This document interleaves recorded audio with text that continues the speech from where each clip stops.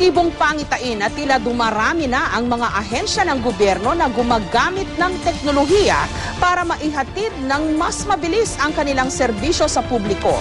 Ang pinakabago ang Department of Public Works and Highways o DPWH. Sa pamamagitan ng social networking site na Twitter, mabilis at madali nang maipapaabot ng publiko sa departamento kung nasaan ang mga kalsadang may lubak na kailangan ng ayusin agad.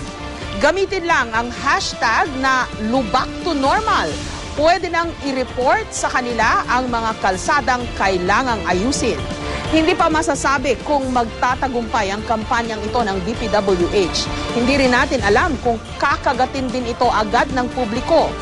Buhat nung ilunsad ang kampanya, halos 20 national roads sa 137 na nasira ang naayos na raw.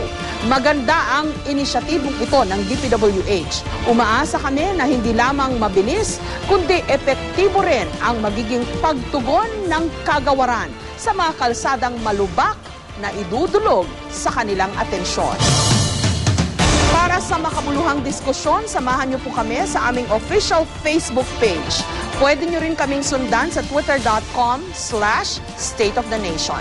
At yan po ang mga balitang dapat niyong malaman, sumasalamin sa katotohanan sa ating bayan. Ako po si Jessica Soho at ito ang State of the Nation.